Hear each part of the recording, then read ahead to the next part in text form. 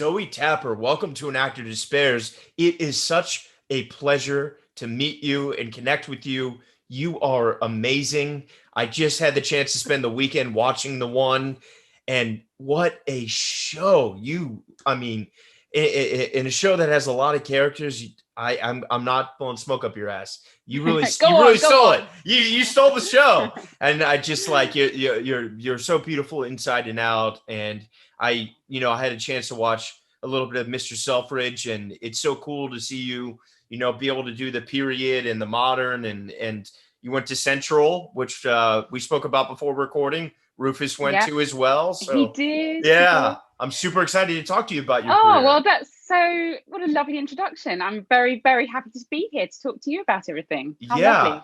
You have an amazing smile. Wow. I need to visit your Stop. dentist.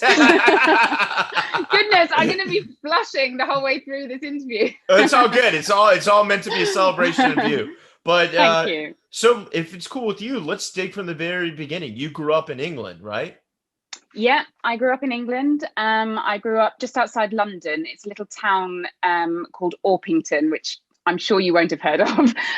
But it's just on the outskirts of London, sort of a suburb of London. Okay. Um, yeah, and I went to school there. And it was a sort of the suburbs are funny. I don't know if it's the same in America, but the suburbs of London are an interesting place because they're so close to the centre of town. So they're so close to the bright lights and the cinemas and the theatres and everything that's exciting about being in a city. Yeah. But they're just that little bit removed as well. So you get a kind of combination of people who, some of whom live there because they want to be so close to the city, and Got some it. people live there and never ever visit the city. So Wow.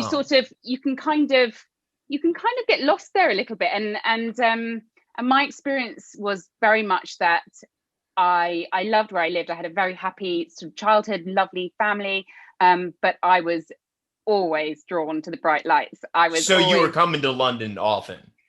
yeah, definitely, Oh, and my parents were brilliant in that respect because they always took us out everywhere. We went to all the museums, we went to all the kind of shows, and so that really sort of opened my eyes to what was out there. And then you suddenly kind of went back to a little suburban street and kind of went, when am I going to be allowed to do this by myself? that's so radical. I love that. What do your parents do? So they are retired now, but my mum has been in education for most of her career. She worked at a further education college for 16 to 18-year-olds, Okay. and she was the vice principal there. And my dad, businessman, he actually was a wine buyer for a long period of time for a big supermarket chain over here called Sainsbury's. So very interesting jobs, and Yeah. they are very, very hardworking people, but nothing to do with the arts, funnily enough. Yeah. So that's exactly my next question is how did that kind of open itself up to you? I mean, you said living so close to London, were you seeing a lot of theater, like, in what I don't know if you guys call them the same thing, but we call them field trips, when you're in school, like, was that a part of schooling going in to see something at the West End or? Not so much with school, but my parents definitely, they took me to see a number of shows. We always went somewhere at Christmas, and as I got older and I got much more involved in doing sort of drama with the school and with kind of amateur companies, then that's always what I wanted to do. So they did. They took me to lots of things in the West End, but I don't know where it came from initially. I think I've got some kind of crazy heritage whereby I've got some ancestors who were traveling theatre goers or traveling. They had Wow. their own traveling theatre company, and my great aunt Sybil was a dancer in the chorus line for George Formby. I don't know if you know who George Formby is. I don't, but Um, I want to lie and say I love him. he was this kind of working class singer in the 1950s, and he used to play ukulele, and he used to Oh, sing wow. "When I'm Cleaning Windows." Like he had this famous song called "When I'm Cleaning Windows." That's awesome.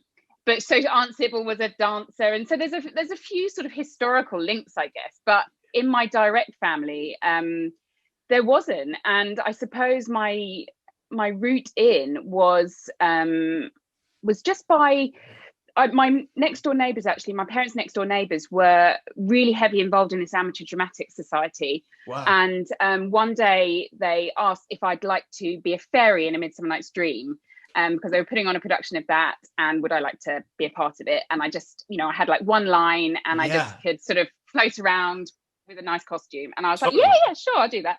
And then I kind of went there, and, I'd had quite a sort of reserved sort of life, I suppose, until then. And suddenly it was that feeling that I think we all get sometimes when we're working or when we go to drama school, where you suddenly go, oh, these are my people, I found them. Totally. And I think that was my first experience of that, really, of finding people who kind of I totally connected with, and I loved it so much. And so I ended up doing loads of stuff there. And with that company? Yeah, with that Amateur Dramatic Society.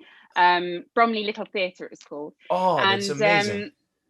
So that sort of, and I used to love that because it was something that completely separate from school, completely separate from, those sort of, as you're growing up, you kind of get involved with the sort of dynamics and the politics of school. It had nothing to do with any of that. And I loved it, but I don't know if I ever thought that was going to be my career. I didn't know, not because I didn't want it to be, I think just because I didn't know anybody who did that for a living, or earn money from it. I didn't really understand that was something that you could do until probably much later. Specifically theater or acting in general?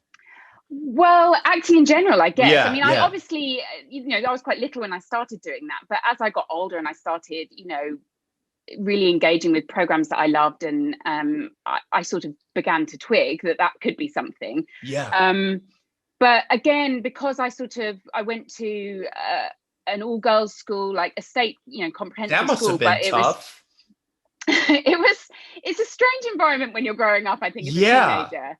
And it has good aspects to it and bad aspects, I think, because what it did create was an amazing group of women who are still my friends today. That's so beautiful. And I have an incredible lovely group of women who all do different things. One's a maths teacher, one's a scientist, one's a trader. They're brilliant. And that's given me such a lovely kind of foundation especially in a world where it's quite tough sometimes. But school, I suppose, weren't that encouraging necessarily of the ideas I started to get about wanting to be an actor. I think they thought it was much, it was going to be much more fruitful for me to get my education, to go to university, to study English literature, which is something that I loved. Was it a religious school? Were they more conservative, or just that was their approach?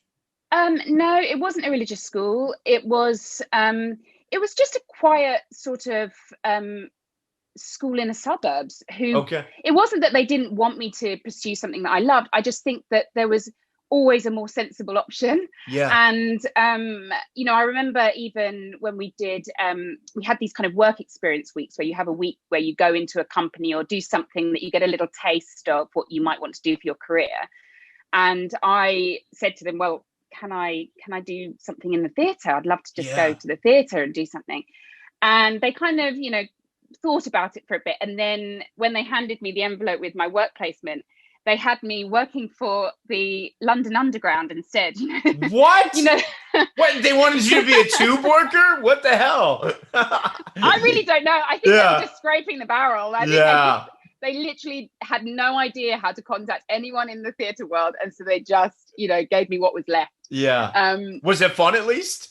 Well, actually, you know what? I didn't do it. I couldn't bring myself to do it. So I ended up finding my own work experience in a theatre, but but it wasn't really the experience I was after. I ended up working the whole week in the canteen and just serving people hot dogs. So it wasn't quite the bright lights that I'd imagined, but it was still work experience, I guess. That's amazing. And at this amateur drama program, were there males as well? So you were getting yeah. So that wasn't linked to school. So my school was separate from the amateur dramatics thing. That was something that anyone could join. And actually lots of people were much older, because it was, lots of people who'd retired were doing this as it wasn't just up to 18. It was of any age.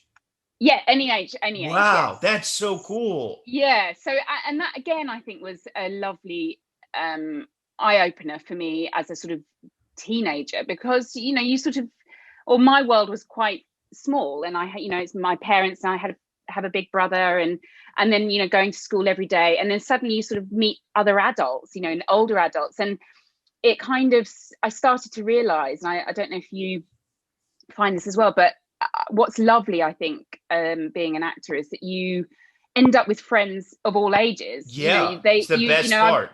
Yeah. It's so good. Like, some people you sort of end up with everybody who's in your life is the same age as you, whereas I have actors in their 80s, and I think it's imperative to have that kind of dynamic of range of friends, and to have people that have done it all and succeeded, and people that have not, it's not worked out for, just to have that. It's invaluable to have that kind of conglomerate. And yeah, did you have a mentor or a mentee there that kind of helped you? No. Well, I mean, the Amateur Dramatic Society was wonderful in the sense that because I was so committed to it and I was so passionate about it, I got to play all sorts of roles that perhaps weren't even really suitable for me. I was playing old women. Sometimes I was playing boys because I didn't have enough boys. I had a whole range of.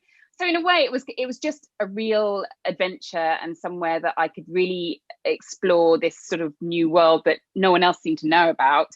And really, I think at school, as much as, actually, I was at school with Ruth Negga. The actress Ruth Negga. Yeah, I do. Yeah.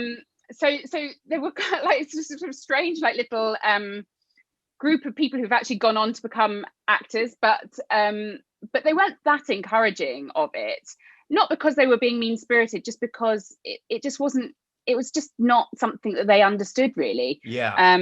But I did have a wonderful English teacher, and she really was quite special, and she was quite an extrovert and flamboyant. She used to wear kind of incredible big jewelry and sort of 80s clothes, and she used to read Shakespeare and give it her all, and I do remember loving those lessons because she brought the words to life, which is essentially obviously what we do as actors. So I think I was all set to study English. I had a place to go to study English at university, and then it was at the last minute, really, that I just suddenly went, I don't know if I want to do that.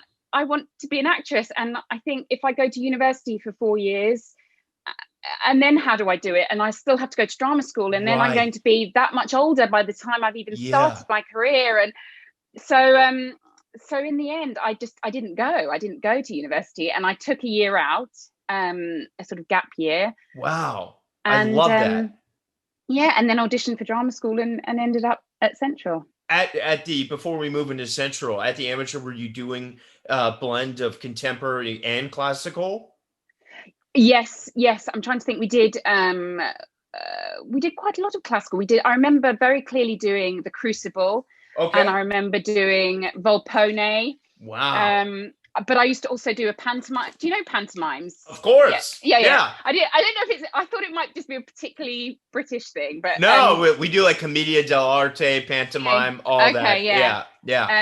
I used to do the pantomimes every year. It was a really beautiful community-based theatre, and it still exists today, actually. But I haven't been back for a long time. It's probably about time I did. Well, I'm sure they're so proud of you. You're taking over the world, and that's amazing. So when you went to apply for schools, did you do the classic RADA, Lambda, Central? Yeah. So there's kind of, I don't know, there were about 6 of them. Like Bristol, Old Vic, Yeah. So I did all of them. I did RADA, Central, Lambda, Guildhall, Bristol, Old Vic. I did all of those. And how did the auditions go? Because I know that's a crazy process. Yeah. Did you go to drama school? I did. I went to NYU here in America. Okay. Yeah. Yeah, it is a crazy process. I mean, to this day, I remember that period of time being one of the most stressful times of my life. I totally understand why. And and everything attached to drama school really stays with you, even from those early auditions. And yeah, I do remember, I think particularly with Central, which I'd really wanted to get into Central because I don't know, I just knew that Judi Dench had been there. And I think for me at that time, particularly, they all have their particular alumni. It's like Bristol, Daniel Day-Lewis, Guildhall, Yeah, of course. But for me, it was definitely old Judi. And so I remember I'd had the first round, and then I'd come back again for a second round, and then I'd come back again, I think, for a third round. And at a few of the different schools, or just this was at Central, but I in my final round at Central, I remember they had me. I was going into, you have to do a modern monologue and a classical monologue. Although for the life of me, I can't actually remember what I did now, which is ridiculous. But anyway, I remember going in to do my classical one, and there was a panel of about 6 teachers, and they just kept sending me out of the room with another piece of direction. So I'd do my speech, they'd send me out of the room, think about this, come back in again. And I kept going in and out. And there was another guy who actually is still a friend of mine today, but there was another guy sitting outside that every time I came out of the room thought it was his turn to go in. So every time I came out, he'd kind of get up off his seat, and I'm like, no, it's not you. It's still me. That's amazing. But he eventually got in as well, thankfully, and I did too. But it was a stressful time, definitely. Yeah, they really draw it out and keep you on your eggs the whole time. That's amazing. You got in. Congratulations. How were your parents? Were they receptive to the idea of drama school? They were. In fact, when I rang my dad, or I rang my parents, but my dad answered the phone, and I told him that I'd got in, he actually cried, which for my dad is quite unusual. He's not particularly emotionally open like that. And I just think he knew how much it meant to me. And so they've always been incredibly supportive of my career, and they were thrilled for me. I think it still remains quite a surprise to them that I chose this route in life, because I just think it's a very different route from the one that either of them took. But they love it, and they're very supportive. Yeah, as they should be. And how was Central? I mean, that's 3 years, right? Yeah, it's 3 years. I've had mixed kind of views on my time at Central. Like, on the whole, I think it was a really invigorating, necessary experience. Yeah. And I don't know how else I would have penetrated the industry. It was definitely the only route that I could foresee, and I didn't know anybody else in the industry. I wanted to have that sort of rigorous classical training. So it's definitely the right place for me to go. But there were times that, there were things that I agreed with about the course, and there are things that in hindsight I look back on and I go, I'm not so sure. I think I saw quite a lot of students going through the doors with sharp instincts and a lot of enthusiasm, and the ones that left, sometimes there were some that were that was kind of beaten out of them a little bit. Yeah, they break you down to make you. That's what my school. Yeah. And I kind of recognize the benefits of that, but I also think you have to be very careful how you break someone down. Totally. And you also have to be careful that you don't leave them broken, because actually I think that there were a lot of people in my year who just, instead of that sort of breaking down of who you are, giving you the freedom to create new characters, I think it just gave them more hang-ups. Same thing when half my students dropped out of my year. Oh, really? Yeah. It's crazy what it can do. It really is. And I think even from it was quite a long time ago now that I went to drama school, but I can count on like one hand how many of us are still acting. Wow. So it's brutal, and I don't know, I think it's probably changed quite a lot. I mentor a couple of students every year there. And that just involves me, just being someone on the other end of a line, really, and just kind of ask questions about the industry and my experience. And I didn't have that when I was there. And I think, things have changed. I think that's a really helpful thing to have someone in the industry who can talk you through some of the pitfalls of what they've experienced. but at the same time, I also had a ball. I was 18, and Yeah. I found a group of people who suddenly got me, and I got them, and we all were thrown in together, and we all worked really hard, and we all loved what we were doing, and it was such a unique time, and only those people will ever really understand that time. And Yeah. and I think it was special, and ultimately it paved the way for my career, which is always going to be a good thing. So Yeah, totally. So, for those who aren't actors listening, at most drama schools, it leads to a showcase, which you guys had at Central, right? yeah, And then showcase, yeah. and then how did that go for you? So I had quite an unusual sort of start on leaving Central, because we had a showcase, we had a final show, and prior to me doing my final show, I had started to get a bit anxious about the situation, because the final year is a tricky year anyway, because you sort of stop your training, and it's all about preparing you Yeah. for the industry. So you're trying to get agents to come and see you. You're trying to, sending out your headshots and getting all the sort of paperwork sorted. And slowly but surely, as you go through the year, people start getting picked off. You do these shows and you do these showcases, and people start getting chosen by agents, and the nerves start to The kick pressure in. builds. Yeah, and it got to the second term, I think. So there's 3 terms in the year, and I got to the second term. I didn't have an agent. I hadn't really had much interest. I hadn't had that many. I felt like the roles that I'd been given in the year hadn't really allowed me to sort of really showcase who I was as an actor.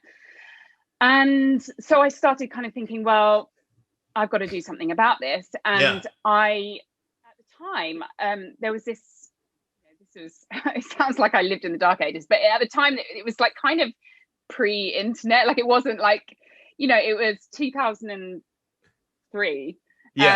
So it wasn't, we weren't so much on the internet all the time. So the school subscribed to this industry magazine called PCR, which was this, like, it was bright red, this red magazine that used to have adverts in it, and it had notifications of productions that were happening and jobs that were potentially available and audition notices. And it was kind of in the school library, and you couldn't take it out of the library. It was this precious thing. It was red because you couldn't it wouldn't allow you to photocopy it. No way. That's so funny. So I started kind of religiously looking through this magazine every week. And one week I saw this advert for a film that was being made in London, and it was called Complete Female Stage Beauty. And it said that they were looking for a new face to play the role of Nell Gwyn in this big sort of period costume drama film. And there was very specific attributes this person had to have sort of physically, which again I think has changed now. They wouldn't dare put those sorts of things down now. But they sort of put certain things down, and I just decided that I sort of fitted the bill, and that there was no reason why I shouldn't audition for it. Totally. But I had, I am a bit of a sort of go-getter, and I used to write lots of letters when I was emerging as an actor, and I'd written so many letters and sent out so many headshots, and I've never really received much response. As most actors don't, you spend all that time putting yourself out there for such little return. It can break your heart. It's so heartbreaking. So for some reason on that day when I saw this advert, I just thought, sod it, I'm going to be a bit bolder about it. And so I sent a letter. I mean, who sends letters? Yeah, I know. I sent a letter to the casting director, who was this brilliant woman called Celestia Fox. And she used to do all the Merchant Ivory films. I don't think she does anymore, but I sent her a letter basically saying, and I had no idea who she was, but I sent her a letter, and it said, "Dear Celestia, I am Nell Gwyn. You'd be a fool not to cast me in your film."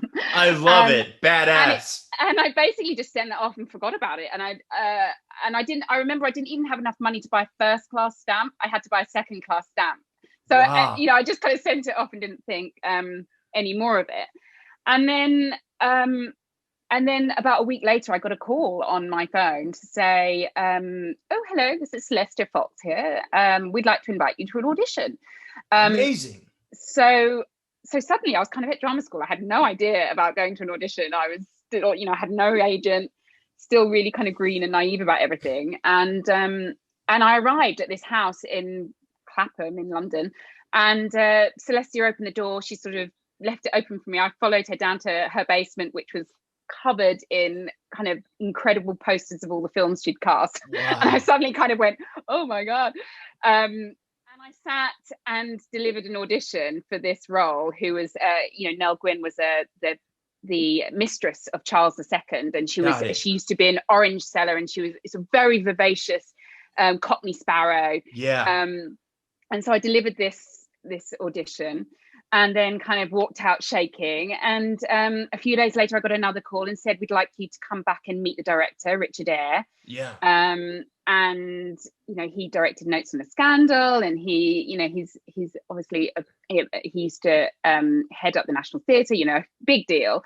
So I was suddenly thinking, goodness me, this is serious. Yeah. So I went to meet him, and then I was called back again to do a screen test and a costume fitting, and then I got the part. And all of a sudden, I was just like, Jesus, I haven't told anyone that I've even done these auditions. Yeah. I'm still at drama school, and suddenly I have a part in a film, and I don't know who to tell or what to do or how to take time off. Yeah. Yeah. So then I sort of rang lovely Celestia back and said, I don't have an agent. Like, what happens? Do I negotiate my own contract? I mean, what happens? And she kind of just went, "Oh, for goodness sake." She was so annoyed by the fact that she had to deal with it. "For goodness sake, I'll sort it out. I'll get someone to come and see. When's your next play?" And I said, "Oh, I don't know. And I'll let you know." She said, "Tell me all the dates and I'll send a couple of agents." Wow. And so I then kind of went to my head of year and said, like, I need a good opportunity to showcase what I can do. So I then was given this brilliant part, actually, in a play called The Glory of Living. Okay. And these agents came to see me, and one of whom said afterwards, "I really would like to represent you." And we went from there, and I've been with her ever since. I've never had no way. You haven't left. Yeah. I love when that happens. Yeah. That's amazing. How was the experience of filming that movie? Well, it was mind-blowing. I mean, now, when I've had quite a lot of experience on sets, you forget what it's like when you first do it. And, I was playing Nell Gwyn, who was the mistress to Charles II, who was played by Rupert Everett. It was a film with Claire Danes and Billy Crudup. Oh, so it was a big movie. Yeah. Oh, wow. Movie. I thought this was like a non-union. I didn't realize it was like a proper, no way.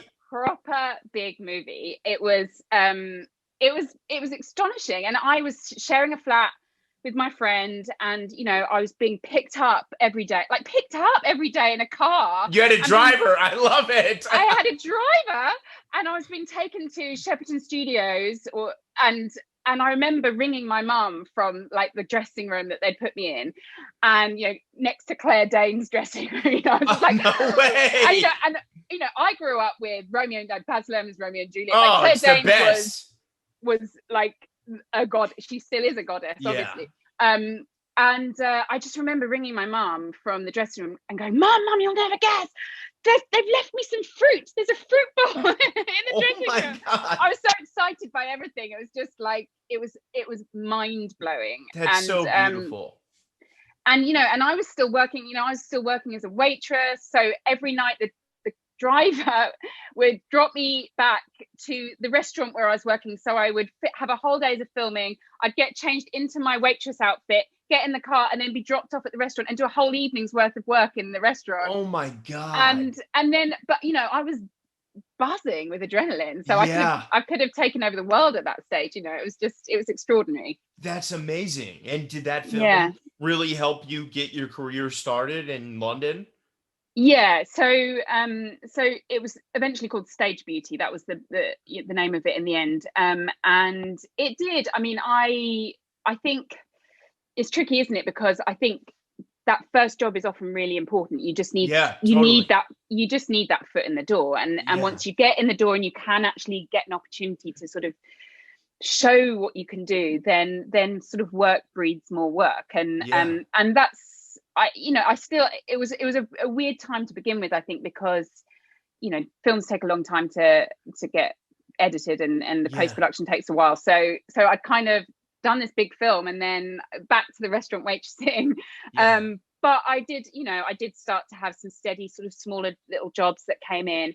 And then when the film did come out, I got a couple of really lovely jobs, and then it started to build from there. So it was a really lucky, fortunate, but wonderful experience. It was great. That's amazing. And I know something that's tricky in London is, you guys really do a lot of period aristocratic dramas, and we were talking earlier off air about Peaky Blinders, and, kind of mythologizing the working class is relatively more an American phenomenon. Were you going up for a lot of period shows at first? Yeah. I think that's definitely what happened, because especially this show was 17th century, and it was all corsets and big hats and wigs, and I definitely for a long period in my 20s got I just wasn't allowed into the 20th century or 21st century because they saw you do that so well, so they're like, oh, well, of course we'll hire her to do this again and again. Yeah. Funny, isn't it? Because at the time I remember I played a lot of prostitutes. That was what happened to begin with. And I got to a stage where I sort of rang up my agent and I went, maybe not so many prostitutes from now on. Yeah, please. Although it all comes in full circle. Now I ring up and I go, what happened to the prostitutes? But yeah, I did a lot of period costume drama, and it's the same thing whereby I think when you're doing lots of kind of classical stuff or period stuff, you hanker after doing something a bit more contemporary. But there are plenty of actors I've worked with who would love to do some period stuff and never get cast in that. So a part of it is based on a look. I think some people have more some people just have faces that kind of could have belonged in the past, and some people just have really, really new faces. So I think, I spent quite a lot of time doing period costume drama, but I loved it, and it was such an amazing experience. And I know you did something in the West End and at the Globe. What was that experience like? So my first theatre job was in the West End, amazingly, and it was a play called Epitaph for George Dillon, and it was a John Osborne play, which was who's a famous British playwright who used to write in sort of 50s and 60s these kind of angry young men characters. And the show was a sort of vehicle really for Joseph Fiennes. He was playing the lead. I sort of played this sort of quite sort of frivolous young woman who kind of totally fell for him, and he slightly took advantage of her. And it was a fantastic experience. It was a daunting experience for sure. And the director was a guy called Peter Gill, who is so hard in the sense that I remember my audition with him. He only allowed me to say one line in the audition. I'd rehearsed a whole sort of couple of pages of text, and the very opening line was, "Hello, I'm home," like this kind of calling out to her mom. So I said that, and then he went again, and so, "Hello, I'm home," again, "Hello, I'm home," and he just made me do it probably 25, 30 times. Wow. And then after that, he just went, "Okay, thank you, see you, bye." And I was just like, there's absolutely no way I've got that job. Like, I literally couldn't say those words anymore. And then amazingly I did, and all he was doing, I think, was listening out. He was just seeing if I could hear the differences with he directs in a way that's all about rhythm, and the play had this very distinct kind of rhythm. It was a big bustling family, and there was a whole dynamic where we all bounced off each other, and he wanted to make sure that we could really hear and listen to each other. And so it was brilliant. It was a really big learning curve, and It And must have been so I loved cool it. from growing up in the suburbs and going to the West End to finally being on Yeah. it. Did you have that moment on the stage where you're like, Yeah. yeah, that's so Yeah. great. I mean, Oh, God, I mean, I remember, yeah, it's just, even now, you know, it's sort of, it is a very special experience to kind of, I don't want to sound too too cheesy with no. this, but you know, it is a kind of little dream that's come true, you know, a Yeah. big dream that's come true when you see your sort of name and your picture outside a theatre in the West End, you know, Yeah. when that's absolutely what you've always been desperate to do. So it was a very, very special moment, and Oh, yeah, that's so beautiful. unforgettable. Yeah. I'm so glad you had that. I wish I could have seen it. And what Oh, about the Globe? How was that? You know, I mean, oh, so his yeah. Well, that kind of takes theatre to a whole nother level, because it's actually petrifying. yeah, I So, can only imagine. it's say working at the Globe was kind of the nearest thing to kind of playing at a rock concert I think I'll ever get. You know, Oh like, wow, what a because cool way. it's, yeah, because I think it's like it's such an open stage. I don't know if you've visited the Globe, I've been but outside, not inside. yeah, so Yeah, you know that it's open air, yeah, and it's all just natural lighting, so there's no artificial lighting or anything like that. There's no production values as such. So you're just on a bare stage with you know, I don't even know how many people. I think there's like 2,000 people. I don't know. yeah, Um, and there are no lights going down. It's not like, you know, when you're in a theatre in the West End, the lights go down, you can't really see anybody, and you can disappear into your world. yeah. You can see every single face staring at you. Wow. And you also get these mega fans, these kind of Shakespeare sort of total fans, who stand, because you can stand as well in the pit at the front of the Oh, stage. like classical Shakespeare Yeah. style. Yeah. And they stand there and they've got the script, they've got the text in front of them, and as you're saying your lines, they're following it in front of you, they're Oh, reading the text and checking, and if there's a tiny little sort of blip, they're like oh my staring God. That would tweak me out. It's hard enough yeah, being off book. Man, you don't need that yeah. extra pressure. Of course. And then Yeah. you've got like pigeons flying in. And then you've got, you know, you could be doing it one day in boiling hot weather, or you could be doing it in an absolute thunderstorm and you're drenched. You know, it's kind Wow. of, So rain or it's shine. rain or shine. You know, you just do it all summer, and it's such a blast, and it is terrifying, but in a kind of way that you just, you know, that feels good. Yeah, It so feels good to be badass. And terrified. I'm sure that made Yeah. you fearless in a lot of ways. And then I know we're kind of skipping around a little bit, but then you did Mr. Selfridge. And what was that experience like? I mean, I know that's another costume drama, but Yeah. it was a big one. Was that fun? Yeah, it was. I played a really fun character, Ellen Love, she's called, and she was sort of the face of Selfridge. So she was kind of brought on board by Mr. Selfridge, played by Yeah. Jeremy Piven, and she was brought on board to kind of advertise this company, but also she ends up sort of having an affair with him and getting very sort of broken by him. So it was fun, because I got those very sort of those two sides of Yeah. her, you know, to play those two sides of her. So this kind of very showy, flamboyant, extroverted side, and then a woman who basically was on the edge and was being pushed further and further to the edge by this man that she was in love with. So it was a really good experience, and I loved the character. And yeah, I think and it was also came at a point in my life where I'd had like my first child, and so I'd started to kind of, you know, which changes a lot of things obviously in life, but Everything. also Yeah. with everything. And I remember Mr. Selfridge particularly because it was filmed in London, and at the time I was getting lots of jobs that were not filmed in London before that, and I was getting kind of like, I don't want to be leaving my new Traveling. baby, Right. Right. and so I do remember it being this kind of lovely experience of going, actually I can pop in, do some brilliant stuff, and then go home and, you know, become kind of, you know, get a baby being maternal. sick on me. Yeah, that's Yeah. amazing.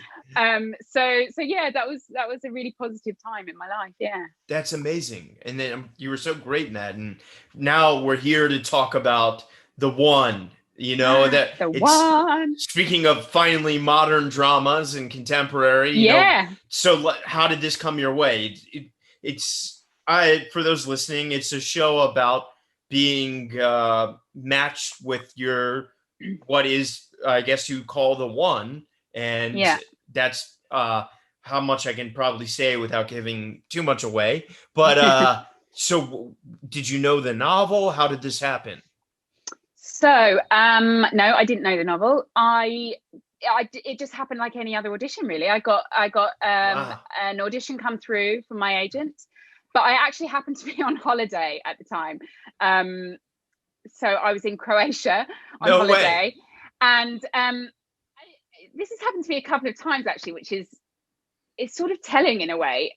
I always find that when you have to put yourself on tape for an audition, kind of outside of your usual environment, it sort of works to your advantage, because I think sometimes, I don't know about you, but particularly at this moment in time where we're all sort of shut away in our homes, and we're not allowed to really go and have auditions face to face, and we're all kind of doing these self tapes endlessly. You get into a little bit of a pattern of how you do it, and you can, or I've got quite a sort of control freak side of me that I'm never quite satisfied with the tape, so I want to do another one and another one and another one, and that can be a bit too full on at times. So I think there's something about being on holiday where I sort of went, oh, good, lovely, I've got an audition, but at the same time I'm on holiday, so I'll just do it. I'll spend half an hour on the iPhone, quick tape, in this rented villa that we're staying in, so against some wall, and then forget about it. And I think when you take that pressure off yourself, it sort of frees something inside you. And so I just remember doing this tape kind of on holiday, sent it off, and for Kate. For Kate, amazing. And then by the time I got home, they'd asked me to come in and do a chemistry test with the character who plays Sophia. Amazing. Who's my sort of love interest in the drama. And we did that. And then I got offered the part. I mean, it was all quite standard and straightforward and lovely, really. It wasn't a complicated process in any way. And then I sort of, read the book. And you did read the book. Wow. I did amazing. read the book, yeah. Of course, I read the book. It was, it's lovely. I love it when you've got something to kind of grab hold of. You get such few chances. I spoke about this with Rufus on his episode to work with great writing, and your character's amazing, and you absolutely annihilated in the best sense of the word. What was it like digging your teeth into Kate? I really liked spending time with Kate. Like, it's interesting, isn't it? Sometimes, I don't know if you find this, but sometimes spending too much time with certain characters can get to you. Totally. Whereas there was something about Kate that I liked, because her life gets very complicated in the series. Yeah. But essentially, the person that she is at heart is someone who is pretty straightforward, and she is a determined character. She knows who she is, and it's all of these outside influences that start to complicate things for her. Totally. Actually, her core person is she's very good at her job. In fact, I'd say she's probably a workaholic, and I could relate to this person who is driven and passionate and committed to finding the truth. That's kind of what I do. That's an actor's. Totally. So I loved playing her, and I loved the guy who plays my sort of sidekick, the character of Nick. He's he was a lovely actor to work alongside as well, so we had a lot of fun. So it was, and I just think the whole concept of the show is it's amazing. It's so intriguing. It's so intriguing. I also think it's so astute and zeitgeisty of the moment where we're all alone, and we're tired of these dating apps, and like literally we would give anything just to be told that's your person, and like, isn't it? I mean, I think it obviously, when we made it, the world wasn't like this. Yeah, I know. So it's kind of totally fortuitous in some sort of way, although obviously no one wants this pandemic to have happened. But we were filming it pre COVID times. Yeah, I know. It's so weird watching people without masks. I'm like, oh, what was that? I know, and hugging and kissing and all those lovely things. I know. It is weird that now it's coming out that it would solve so many problems. I know, it really would. and they'd be billionaires for sure. Well, of course, yeah. They would be scarily powerful people.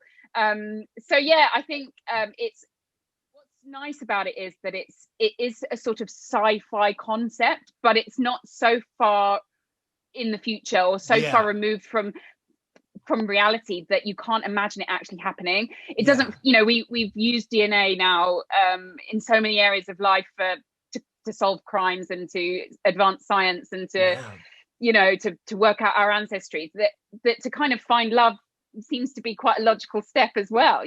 Totally. And I guess also dating has changed so much in the last 10 years. It used to be that you got to go out and meet someone. You had to go and meet someone and talk to them in a bar, I miss that, because dating apps you're talking to a robot essentially, And who is that person? You don't know who they are. And you don't know if they're real. It's sad that we live in that. Yeah.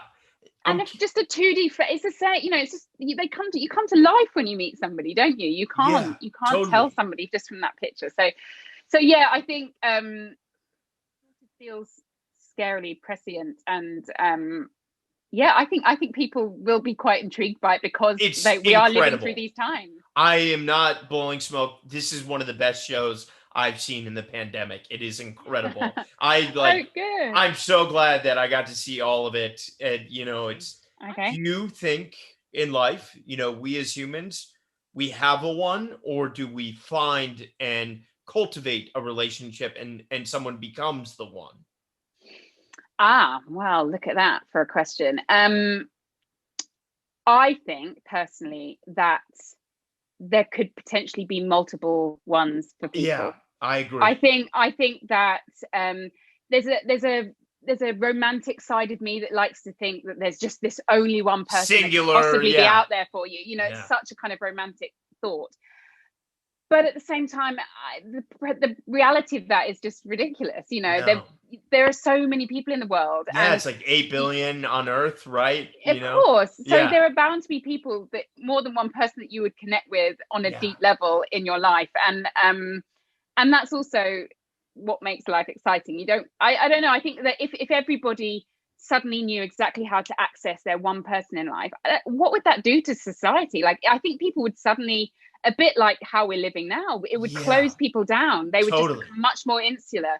And so no, I think finding love is dependent on so many things. It's obviously an intellectual, spiritual, physical connection, but also being in the right time in your life to make that commitment and to do those things. So I think there's potential for all sorts of 2s, 3s, the 4s of the 5s. I'm trying to make a joke about the name of the one, but I think there's more than one person for everybody. But hopefully, if you're lucky enough to find one person that it's keeps you entertained and stimulated, then how wonderful. Yeah, that's amazing. Well, that's so beautiful. You're so amazing in that show, and I know you're gonna have the most incredible next 10 years of your life. You're going to be winning Oscars and Golden Globes. And I'm going to be begging Laura to be like, please give me Zoe again. Please.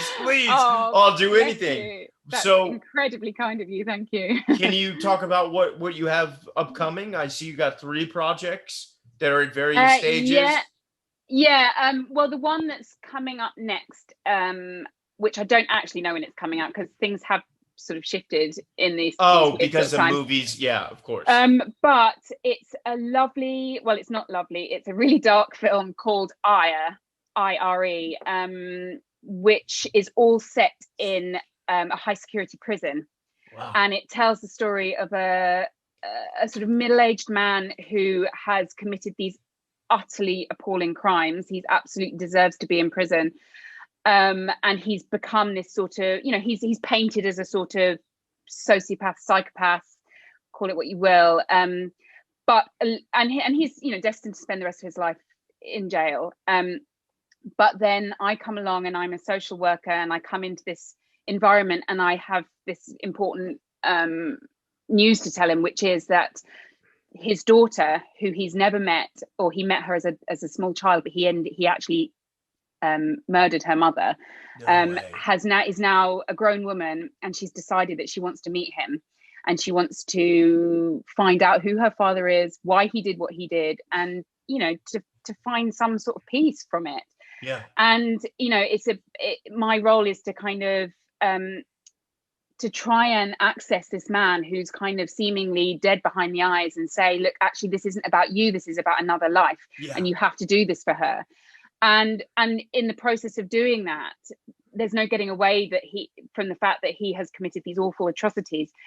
But you do glimpse something else there. You glimpse that there is a human being there. Yeah. And that's quite an interesting dynamic. But it's very dark, and there's brutal depictions of sort of violence within prisons, and how prisoners are treated and how they treat each other. And so very different sort of a show. Very I British, can't wait to very check it dark. out. Yeah. But I think it's been written and directed by Ross McCall. I don't know if you know him. He's an actor.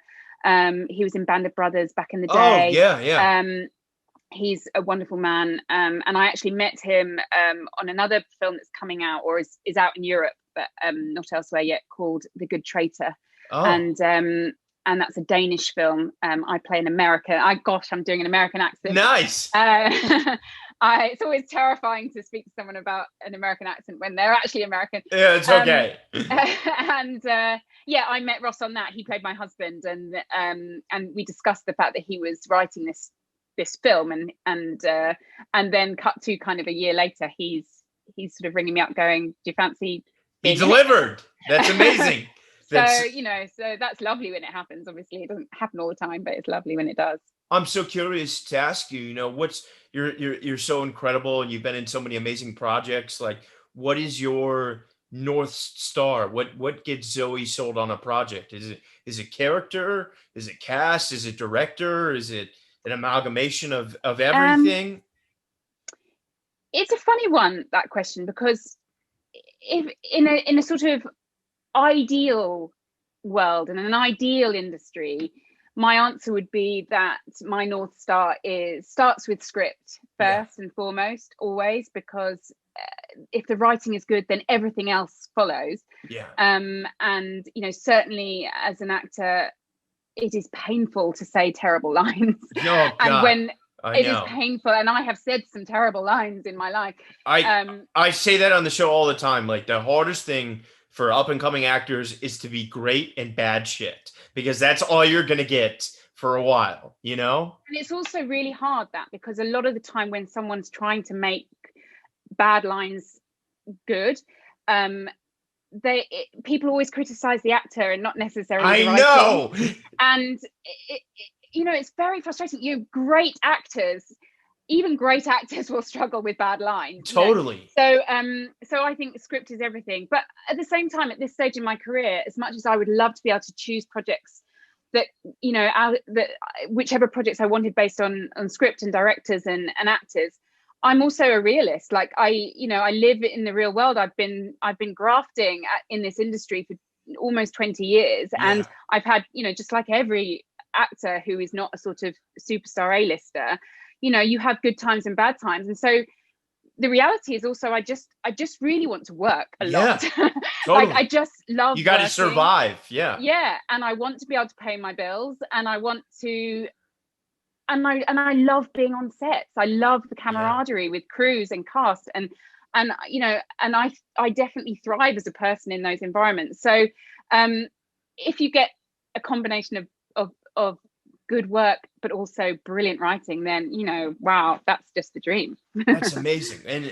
And I'm also so curious to ask you, because you are a superstar and you're going to take over the world. Have you ever thought about transitioning to America, or do you have American reps? Or I do. I have a lovely agent, Laurie Bartlett, with ICM. Oh, and, great. She, funnily enough, I think at the beginning of my career, that was definitely what I really wanted to do. Yeah. And certainly when I sort of in my 20s, that was very.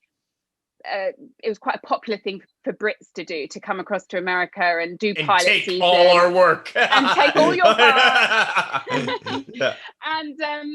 I made a few trips across, and I never really kind of grabbed or bagged those sorts of roles that were really sort of thrilling. So I was getting really lovely work at home. So that sort of happened, and then of course, as I've spoken about, I've got a family now, and that plays a huge part in my decision making about where I want to be. But obviously, America makes unbelievably good TV, and unbelievably wonderful films. So if but we need unbelievably talented people like Zoe, because we don't have an Ryan. I mean every word of it. To you every week, please.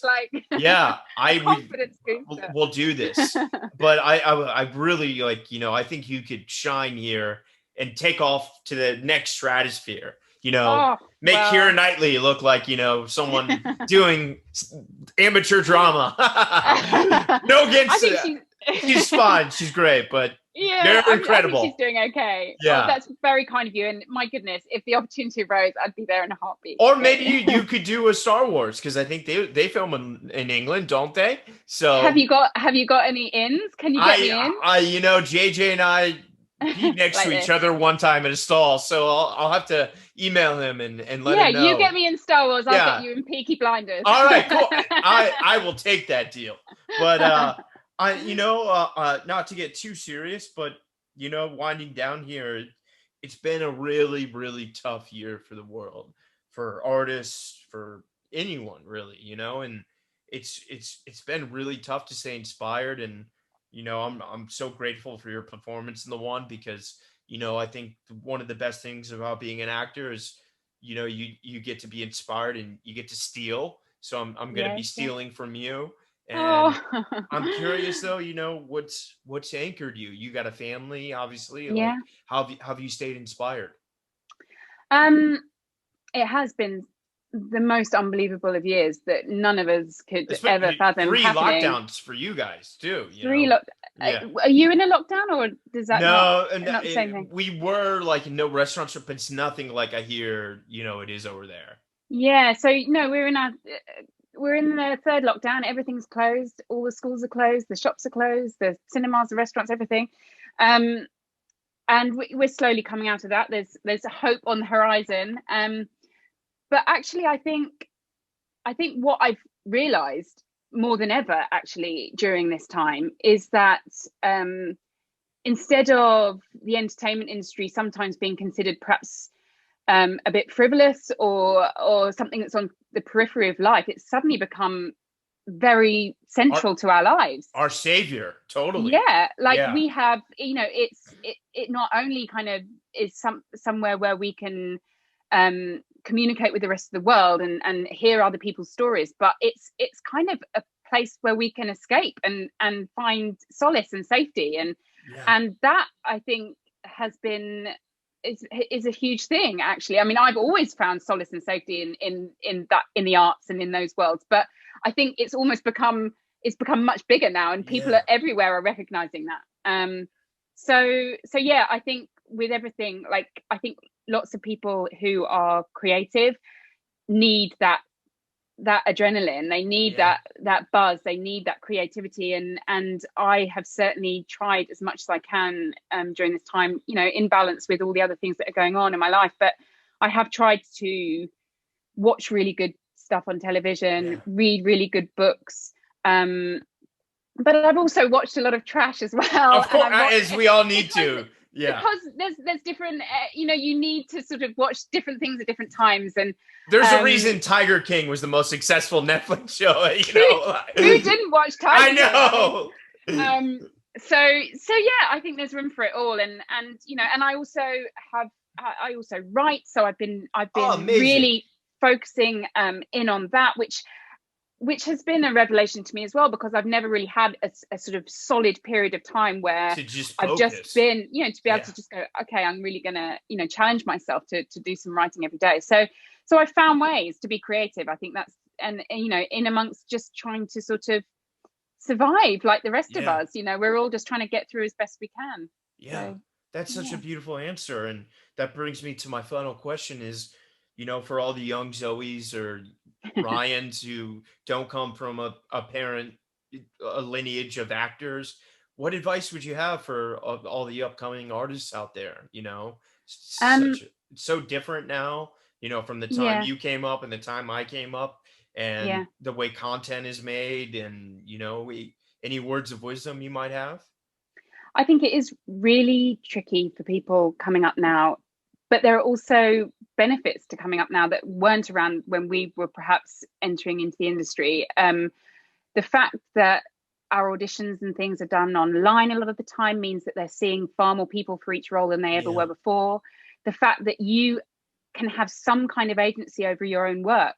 I think sometimes what I've found frustrating about our industry is that often you feel quite powerless as an actor. Totally. You feel that your life sometimes, or your career certainly, is at the mercy of a casting director or a director or your agent. And that can be a really sort of damaging place to be sometimes.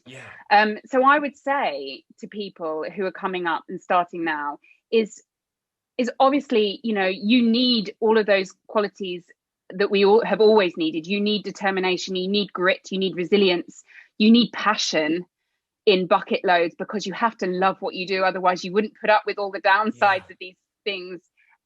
But there's also a wonderful side to this life, and a wonderful side to this industry. And so go for it and do whatever you can to engage with the world that you're trying to enter into, and write your own stuff, film your own stuff. We've all got mini little cinema recording camera devices now. Get together with other people who also love this kind of world, and make things together, and keep going, and realize your own worth. Like, don't ever feel like, even if you're getting lots of rejections and setbacks, or you're not getting the auditions that you want, try not to let that get in the way of who you are as a person, and realize that that your value comes from everything you're doing all the time is adding to the grand map of your life. And eventually something will happen, and it just takes that one little moment, that one foot in the door, that one little spark to create a whole flurry of other opportunities. So you just have to keep going, keep swimming. Such beautiful words. Zoë Tapper, this was such an immense pleasure. I have so much respect and love for you. I feel like I've known you for years now, and I'm just so genuinely excited for all the great things that are coming your way, and for the world to see this project. And I would love to have you back anytime. It would mean so much to me. And thank you so much. You've honestly, I've had a wonderful time talking to you, and your enthusiasm and your ability to listen is wonderful. Like, it's amazing sometimes when you have interviews with people that you can tell they're just not listening to you. Oh yeah, I'm sure. God. And obviously that comes from the fact that you're an actor as well, so you get it. But it's been a total pleasure. Thank you for having me. And let's find a project to work on. It's a pandemic, so let's do it. Let's do it. Let's write the next Peaky Blinders. We'll do it. Oh my God. Yeah, you'll be Grace, I'll be Tommy. I'm so there. All right. Zoë, thank you so much. I got so much love for you. All right. Take care of yourself. Bye.